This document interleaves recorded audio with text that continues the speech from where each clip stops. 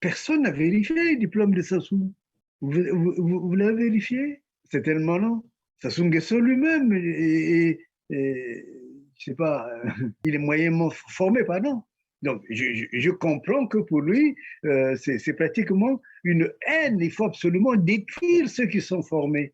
Est arrivé un moment où le Congo, pour ne parler que de l'éducation, avait atteint un taux de scolarisation de 100%. Et nous l'avons atteint aux années 80, même avant. Et puis est arrivé un autre moment où nous avons décidé de détruire.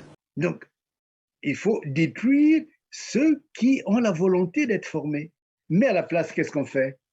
Le système qui avait commencé avec Ngwabi, le Yaka Noki Noki, vous voyez, il a amplifié. C'est devenu maintenant même le fonctionnement de l'État. Mais les conséquences, c'est que nous allons vers la catastrophe. C'est un crime prémédité d'ailleurs. Le fait d'employer des gens qui ne sont pas formés dans le secteur de la santé, c'est quand même un crime. C'est un crime. Et le plus grave, pourquoi c'est criminel, c'est qu'au fond, ces criminels-là vont nourrir les morgues, puisque c'est les gens qui vont distribuer du poison, qui va tuer. Et quand ces gens sont tués, il y en a qui sont plus contents de l'autre côté. Parce qu'on va acheter des cercueils, on va acheter des draps, on va acheter tout ce système-là. On va acheter aussi des caveaux. C'est une mafia, oui, mais une mafia criminelle.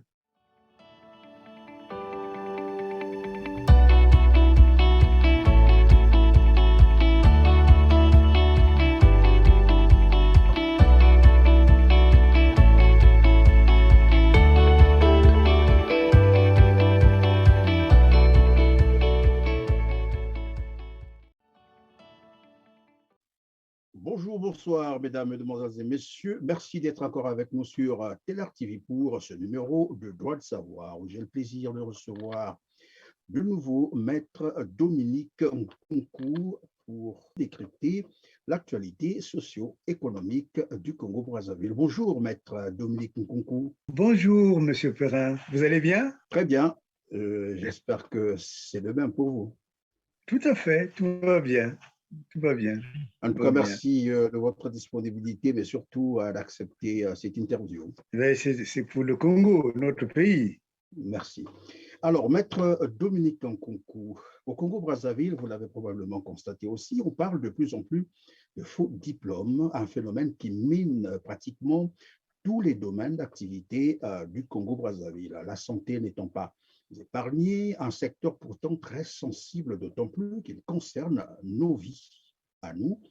C'est l'histoire d'un groupe des Congolais qui avaient été donc formés par la Croix-Rouge 2 ans durant. Après, ils ont passé, je crois, un concours pour être admis, bien entendu, dans les établissements hospitaliers, notamment le CHU.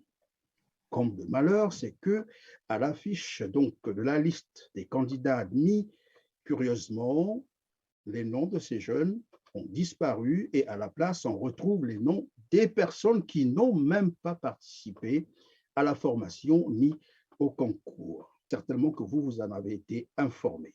Est-ce que vous pouvez nous en dire un peu plus? C'est vrai, il y a une sorte de privilège d'être connu qui fait que beaucoup de sujets, beaucoup de difficultés qui ont de la peine à émerger ou à être exprimés parce que nous sommes dans un pays terrifiant. Nous sommes dans un pays terrifiant et ces sujets-là, souvent, je suis appelé, on me les explique. Et là, j'ai eu des jeunes étudiants, c'était des étudiants, qui m'ont appelé vraiment affolés, inquiétés, parce qu'il s'agit de leur avenir. En effet, comme vous l'avez très bien résumé, la Croix-Rouge avait lancé, et en plus c'est dans la période grave où il y a eu le coronavirus, donc c'est des jeunes qui ont couru des risques énormes, y compris pour leur vie. Ils faisaient des vaccins, ils faisaient tout cela. En fait, à la fois, ils avaient des formations qui étaient théoriques, vous voyez, les formations théoriques, comme on en fait à l'Ukabu, mais en même temps, il y avait aussi des formations qui étaient plutôt pratiques. Donc, c'est eux qui faisaient les vaccins, c'est eux qui recevaient les personnes, et donc c'est eux qui étaient confrontés, je dirais, à l'épidémie. Ils auraient pu être beaucoup, auraient pu être atteints, auraient pu être contaminés, et ainsi de suite. Donc, ils ont pris tous ces risques pendant 2 ans, et contractuellement, ces personnes devaient être payées.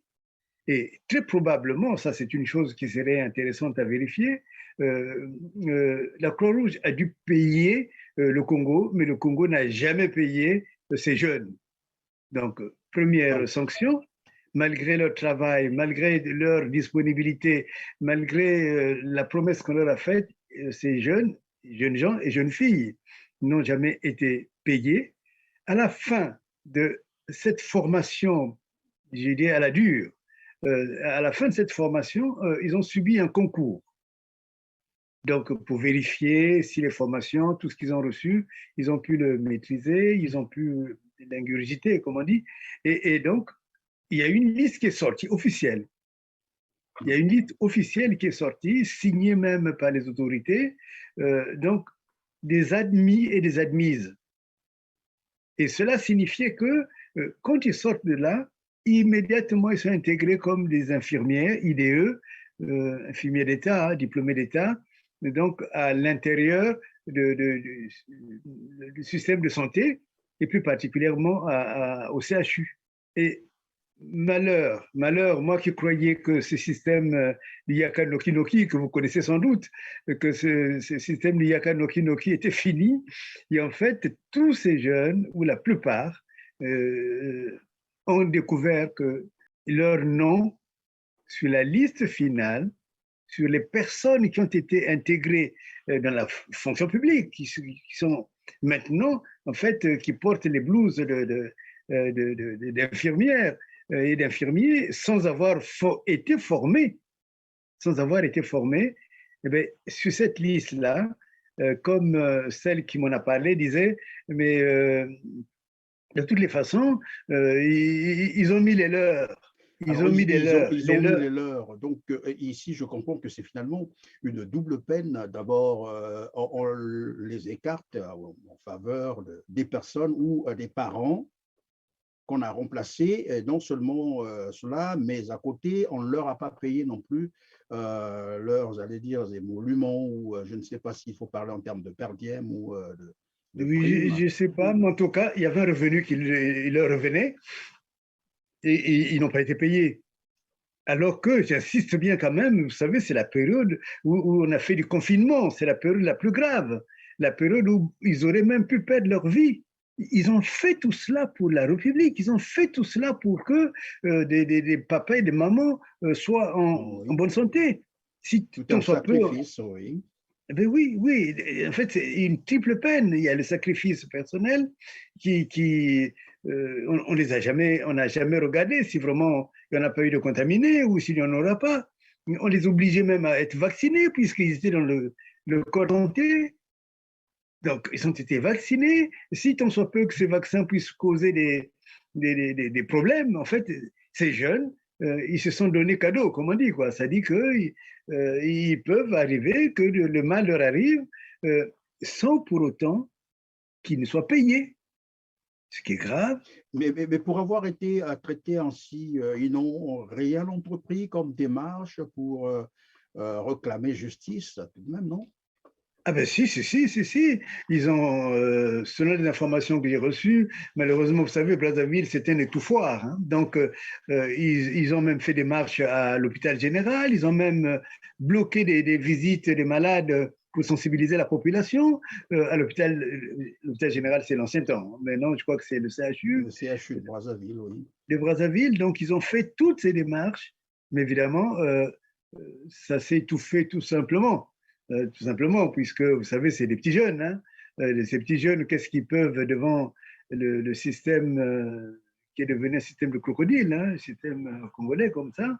Je me rappelle d'ailleurs même les infirmiers en titre. Avant, il fut un moment, ils avaient fait des grèves, mais c'est des grèves qui n'ont jamais rien donné. Donc, imaginez le groupe de jeunes, mais ils ont agi à leur niveau. Et c'est dans cette démarche-là, quand ils ont vu qu'on les a étouffés, en fait, à la limite, circulé, comme on dit, il n'y a rien à voir. Ils se sont dit, il faut peut-être chercher une personne capable de porter le problème à un niveau national. Et ils sont venus me voir. Donc, c'est pour cela que, à la fois, je plaide leur cause et également, je revendique. Je revendique Oui, parce oui, que. oui, mais maître Dominique Nkounkou, au-delà de dénoncer ou de, en fait, d'informer, tel que nous sommes en train de faire, qu'est-ce qui est faisable concrètement à votre niveau? Je parle quand même à un avocat. Oui, oui, mais moi, je suis prêt à. La décision que j'ai pu prendre, c'est que je prendrai un avocat. Je vais payer de moi-même. Je vais payer un avocat, puisque je sais que si je compte sur la solidarité ou sur quoi que ce soit, rien ne se fera. Moi, je veux payer un avocat. Je voudrais qu'il y ait une action en fait, qui soit une action référée, de telle façon qu'une action référée contre le ministre, contre l'État congolais. C'est quand même l'État congolais qui est à la base, vous voyez. C'est pas contre le petit CHU où la trésorerie, elle est plutôt mesquine, c'est une petite trésorerie. Mais il faut qu'il y ait une action qui soit menée.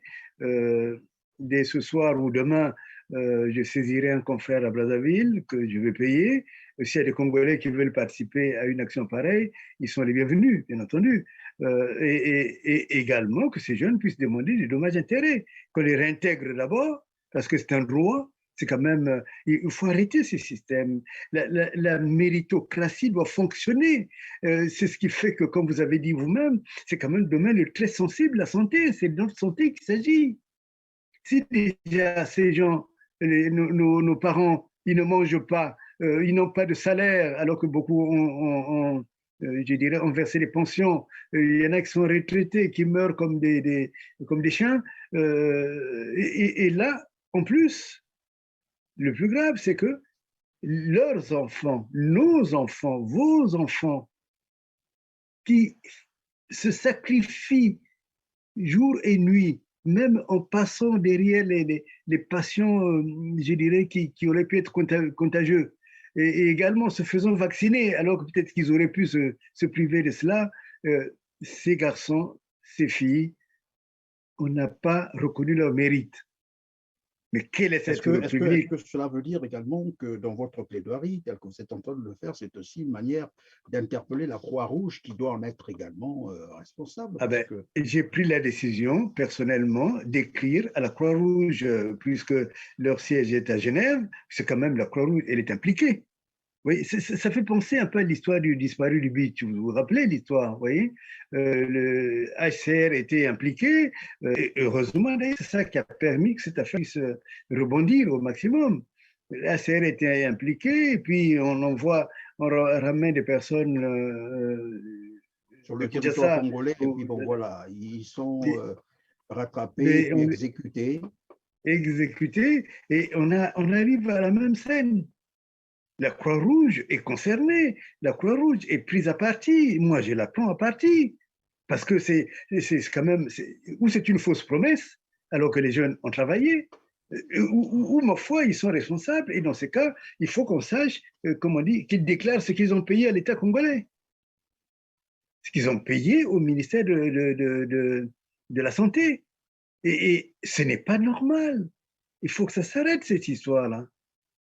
Oui, il faut que ça s'arrête, mais on a l'impression que c'est tout un système qui est comme ça et c'est fait exprès. Voilà qui relance d'ailleurs le débat sur les 250 faux diplômes qu'un directeur général, d'ailleurs le Canadien, en fait, qui avait été nommé au CHU, qui après avoir constaté l'incompétence de ses services, avait, je crois, initié un contrôle au niveau de la qualité du personnel. Et il ressortait que 250 agents avaient des faux diplômes, médecins comme infirmiers, hein, le personnel médical, mais en plus, il y avait aussi 120 fonctionnaires fictifs, en fait, des gens qu'on ne connaît pas, mais qu'on comptabilise dans cet établissement et qui sont payés, curieusement. Et oui, et cette affaire, jusqu'à aujourd'hui, n'a jamais été traitée. On n'a jamais su l'issue de cette enquête.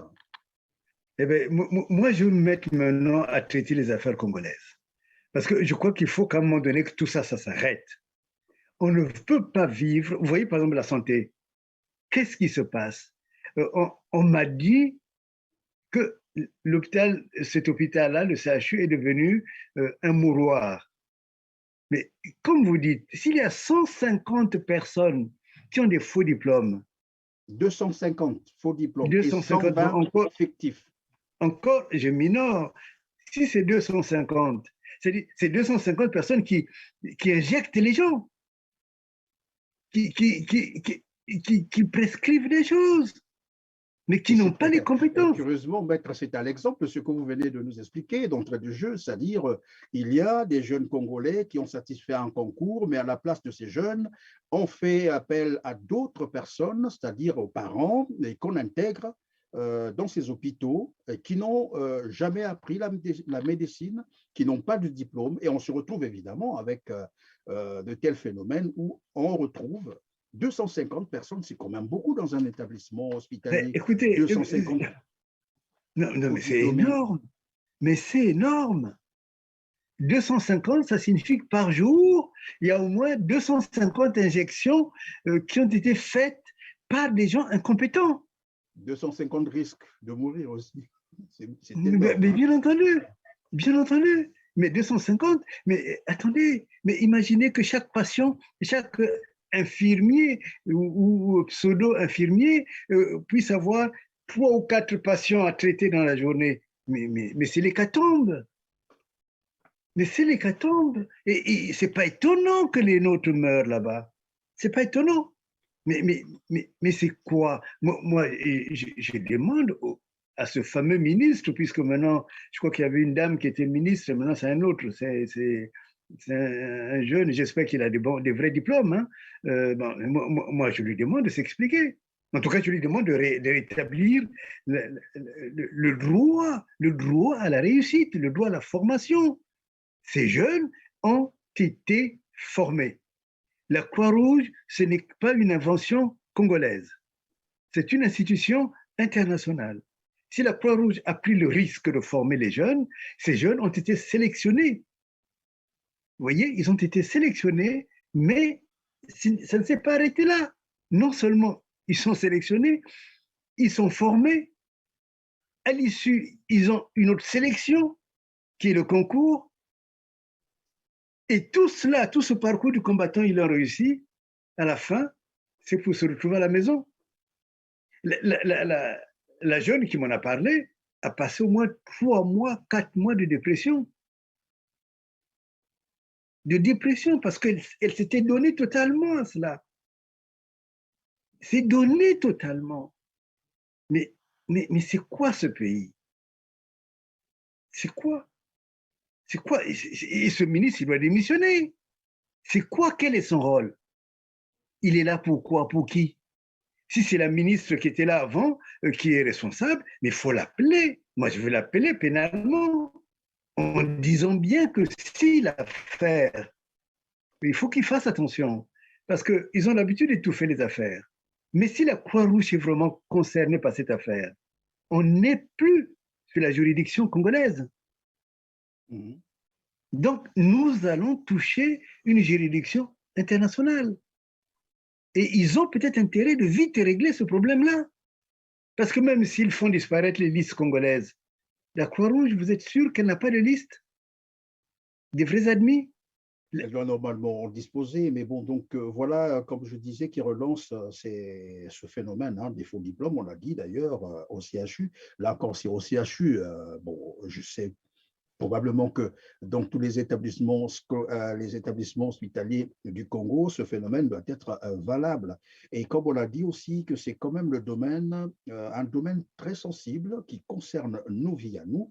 Et ça me fait penser finalement, et on peut faire un lien d'ailleurs à la déclaration de Christian Kemba, un ancien maire de Brazzaville, qui disait que la morgue était un poumon économique pour son institution. Et est-ce qu'on peut penser par là que finalement, c'est tout un système bien organisé, savamment organisé, pour voilà, faire du commerce sur les décès, la mort des Congolais? Ah oui, mais très probablement. J'ai appris aussi, puisque j'ai demandé à mes services d'enquêter, que le service de la morgue appartient, c'est un service qui est géré au profit de Madame Sassou. Donc, on tombe dans quelque chose qui est très grave. C'est-à-dire, on fait du commerce, et évidemment, avec nos vies. Parce que si les médecins étaient compétents, si les infirmiers étaient compétents, vous imaginez bien, M. Perrin, que puis c'est un système économique, il n'y aura pas beaucoup de morts. Il n'y aura pas On est beaucoup de d'accord. morts et donc la morgue ne fonctionnera pas et donc le système va tomber. Voilà pourquoi il faut donc en fait des faux diplômés. Voilà, il faut des faux diplômés, empêcher les compétents de venir dans ce domaine pour éviter En fait, qu'ils sauvent des vies. C'est un système criminel. C'est un système totalement criminel qui n'est là, qui n'a été institué que pour tuer les gens. Tuer les gens, parce que vous savez qu'au Congo, c'est là aussi ce que j'ai appris, on ne peut pas mener son comment on appelle ça, son cercueil, vous voyez. C'est-à-dire que le cercueil de ses parents. Vous ne pouvez pas acheter un cercueil ailleurs, vous devez l'acheter. Donc, vous devez l'acheter là-bas. Et même quand on va faire les enterrements, il y a des, sauf si vous sortez de Brazzaville pour aller enterrer vos parents dans le village, comme dans ma famille à moi, on a été résolu à ce genre de choses, ces situations. Mais autrement, il y a aussi un service qui conduit à certaines terres où on va enterrer les gens. Donc, en fait, c'est vraiment du commerce à l'état pur. Et j'ai envie de dire, le ministère de la Santé n'existe pas dans ces cas-là. Il n'y a pas de ministère de la Santé, puisque si ce ministère ne produit que des faux diplômes ou des faux diplômés, si ce ministère change les listes de ceux qui ont le mérite véritablement d'exister en tant que diplômés, comme ça se fait dans le monde entier. Si nous soumettons que les copains, les copines, et puis qui viennent là, à la limite, on leur donne la seringue pour aller tuer les Congolais. Puisque une fois que c'est tué, le commerce commence. Une fois que c'est tué, Madame Sassou peut avoir de l'argent, puisque le système des morgues et consorts, ça le concerne. Une fois que c'est fait, ceux qui font les cercueils peuvent avoir de l'argent. Une fois que c'est fait, ceux qui ont des terres pour enterrer c'est du monopole pur. C'est du monopole pur. Mais Maître Dominique Koukou, qu'est-ce qui peut expliquer finalement la mise en place d'un tel système où il faut sacrifier la population pour en tirer, je ne sais pas, comme on est en train de le dire ici, pour faire profit qu'est-ce qui peut justifier un tel système? Parce qu'évidemment, ici, ça nous rappelle d'ailleurs ces morts qu'on nous présente tout le temps, où déjà en 2020, on nous parlait de près de 700 cadavres abandonnés dans les morgues de Brazzaville. Et en 2022, là, on nous a parlé de près de 600 cadavres aussi qui avaient été entre guillemets abandonnés dans les morgues. Mais lorsqu'on parle évidemment du système de santé tel que nous sommes en train de le découvrir, on a l'impression que c'est un système qui a été mis expressément en place, mais non pas pour sauver les vies au Congo, mais pour voilà, les précipiter à la mort. Non, mais moi je dis qu'il n'y a pas de ministère de santé chez nous.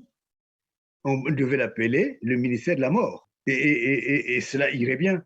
Non seulement il n'y a pas cela, mais également ce qu'il explique, c'est que tout le système est fondé sur le profit. Je crois qu'il y a eu même un problème au niveau de l'ENAM, ou l'ENAM, je ne sais pas comment on appelle ça. Oui, l'ENAM en 2018-2019, bien entendu, là où on affiche, d'abord on délibère un concours, et 2 semaines après, on vient afficher une liste des admis, une liste additive des admis 2 semaines après. Au Congo, le ridicule ne tue pas.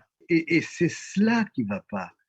C'est ce qui fait que de manière générale, en fait, le Congo, c'est Cuba. Vous avez suivi la déclaration de Cuba qui a déclaré que le Congo était un État voyou par rapport au problème des étudiants qu'on a ramassés là-bas.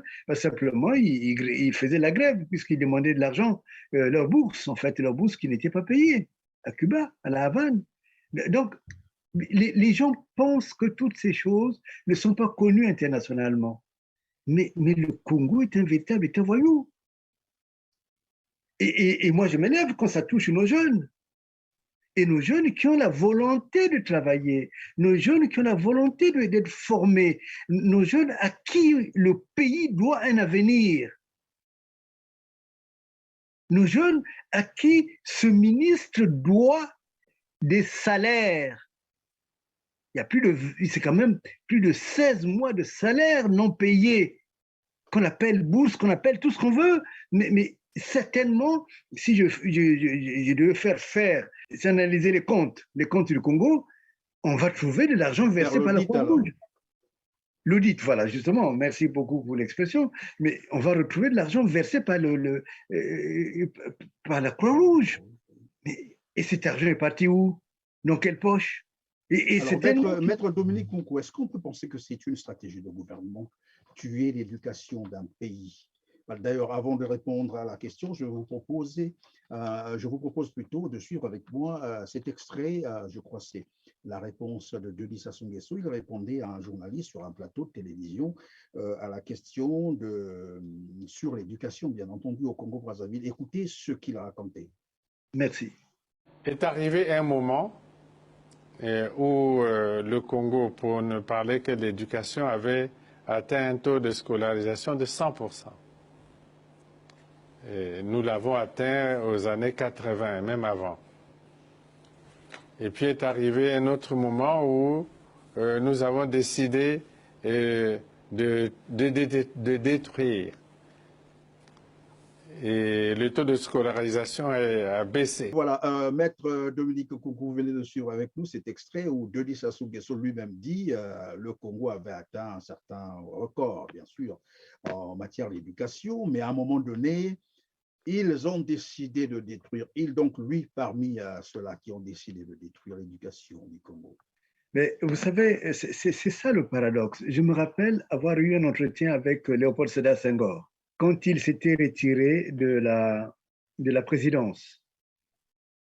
Je crois que c'est une semaine après avoir été admis à l'Académie française. J'ai discuté avec lui et avec le directeur d'un journal qu'on appelle Le Christianisme au XXe siècle. Donc, on a fait une interview et on parlait du budget. Il disait, vous savez, vous allez trouver des Sénégalais partout. Les Sénégalais sont reconnus comme des grands travailleurs partout. Mais parce que nous avons mis plus de 50% du budget au profit de l'éducation. Or, quand je regarde les autres budgets d'autres pays africains, ils ont plus de 60% qui a été affecté aux armes, à l'armement. Et je crois que, sans le dire, il parlait du Congo. Le Congo fait partie de ces gens-là. Quand Sassou dit « nous avons décidé », il aurait pu avoir, je dirais, la sincérité de dire « j'ai décidé de détruire le système d'éducation du Congo ». Et nous avons là un exemple précis. Ces jeunes, je dirais au fleuron de l'âge, qui ont vraiment envie de travailler, envie d'avoir un travail, qui bravent l'épidémie pour se former, pour se forger un avenir. Et à la fin, on les enlève. Mais en fait, c'est une stratégie de destruction du Congo. Parce que du temps de Youlou, de Massamba Deba, toutes ces personnes-là, en fait, le Congo, surtout à l'époque entre Youlou et Massamba Deba, je crois que faisait partie la scolarité était la plus importante de l'Afrique. Je crois que c'est autour de 99, enfin, en tout cas, ça dépassait les 90%. 99%, oui, le taux d'alphabétisation. Et actuellement, ce n'est pas la même chose. Ce n'est pas la même chose, c'est tout le contraire. Évidemment, puisque Denis Sassou Nguesso lui-même le reconnaît, qu'ils ont détruit l'école, l'éducation. Bien sûr, parce qu'au fond, les Congolais, souvent, quand ils entendent des choses comme ça, ils le mettent dans l'anecdote. Mais ils devraient dire que c'est grave. C'est ça quand je parle même du génocide. Mais on peut génocider tout un peuple intellectuellement. Le Congo ne peut plus faire le poids devant les je dirais, devant les autres nations. quand on pense comme ça signifie qu'on pense le mal du pays. On veut que le pays recule. Quand on pense comme ça, d'ailleurs lui-même, Sassou, est-ce qu'on a vérifié les diplômes de Sassou? Personne n'a vérifié les diplômes de Sassou. Vous l'avez vérifié? C'est tellement non. Sassou Nguesso lui-même, je sais pas, il est moyennement formé, pardon. Donc, je comprends que pour lui, c'est pratiquement une haine. Il faut absolument détruire ceux qui sont formés. Donc, il faut détruire ceux qui ont la volonté d'être formés. Mais à la place, qu'est-ce qu'on fait? Le système qui avait commencé avec Ngwabi, le Yaka Noki Noki, vous voyez, il a amplifié. C'est devenu maintenant même le fonctionnement de l'État. Mais les conséquences, c'est que nous allons vers la catastrophe.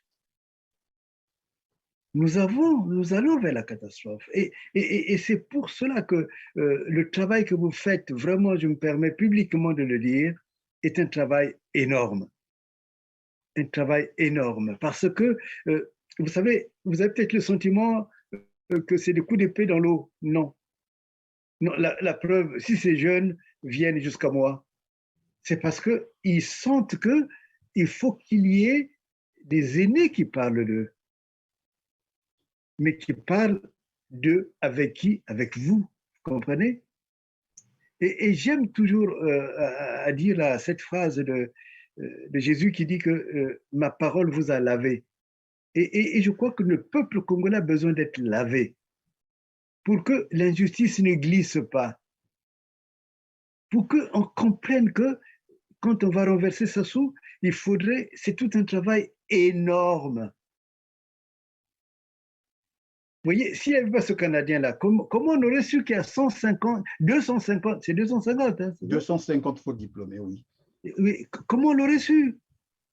Oui, il faut qu'il y ait des gens qui ont une autre logique, qui pensent que pour bien faire fonctionner la machine, il faut qu'il y ait des ingénieurs, des techniciens, des médecins, pour qu'on puisse dire, mais toi, tu n'es pas diplômé, l'autre ne l'est pas.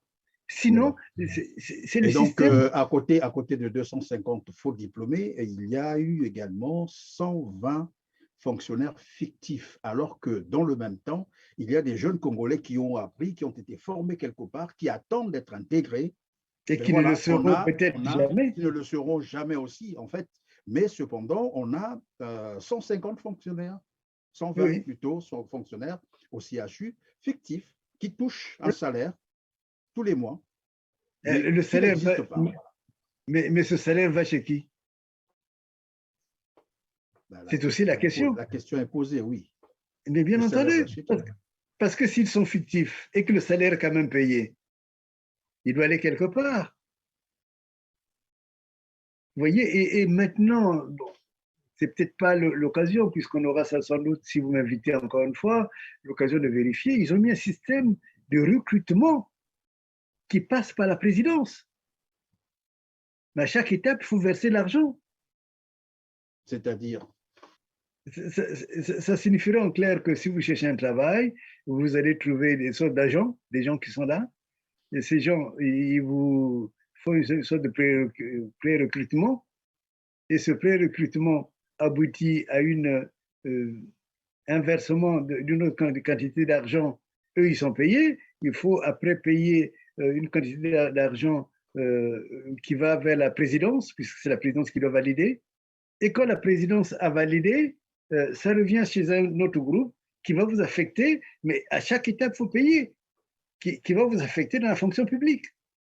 Mais encore faut-il que vous trouviez un travail qui corresponde à vos compétences. Nous sommes en danger, M. Perrin. Ce n'est pas seulement les gens tremblent parce qu'ils disent oh là là, Kunku est courageux. C'est pas un problème de courageux, j'aime la justice. Il faut aimer la justice pour aimer le Congo. Mais il y a tout un système. Il faut verser tant. Les gens n'ont pas d'argent eux-mêmes. Ils n'ont même pas de quoi vivre.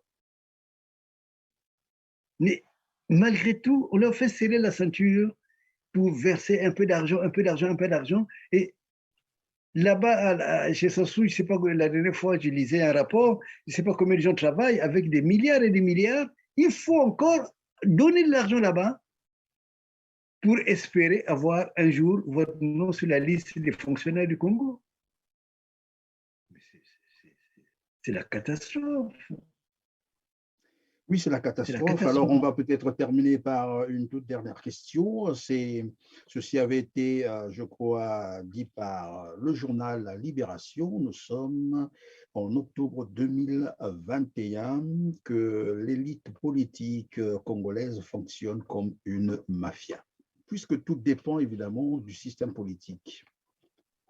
Alors, Mais Libération avait moi dit, je dirais même, il y a un an de cela, que le système politique congolais fonctionne comme une mafia. moi, je dirais c'est comme une mafia criminelle. Donc, je dis oui, je suis d'accord avec le, parce qu'on ne peut qu'être d'accord. On ne peut qu'être d'accord. Mais c'est criminel, à la fois criminel économiquement, puisqu'on demande de l'argent pour avoir le bac, pour avoir ceci, on demande de l'argent. Criminel parce que, vous voyez, c'est le cas des jeunes. On tue des jeunes. Cette jeune qui m'en a parlé a failli se défenestrer, a failli se jeter par la fenêtre, a failli se tuer. Mais c'est voulu, c'est voulu. Mais criminel également parce que, je dirais, c'est un système qui détruit le mérite comme mode de fonctionnement.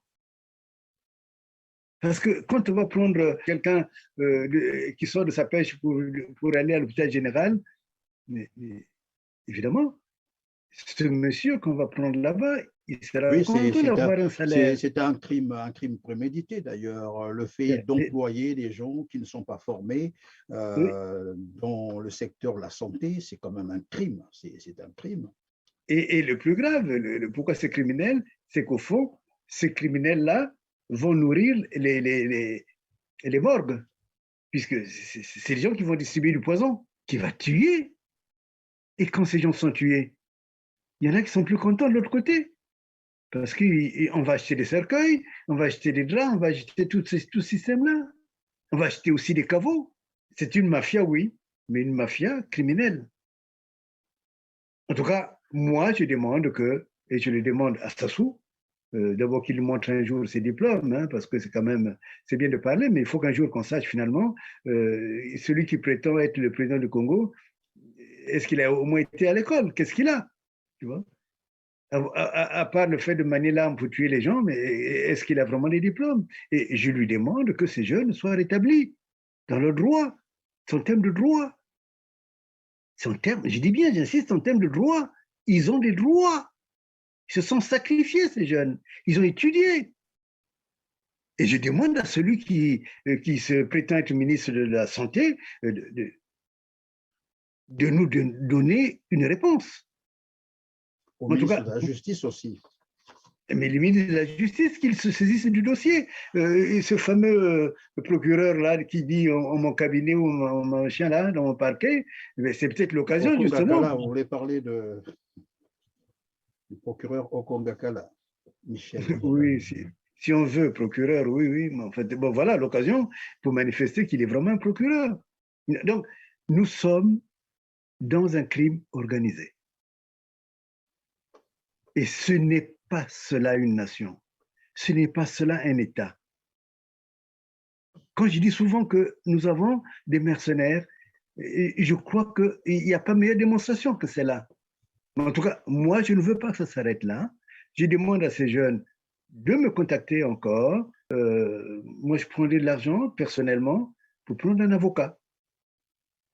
Un avocat. Si le Congo ne sera pas capable, je sais qu'ils vont chercher à étouffer les choses, demain aussi, je vais prendre attache avec la Croix-Rouge internationale.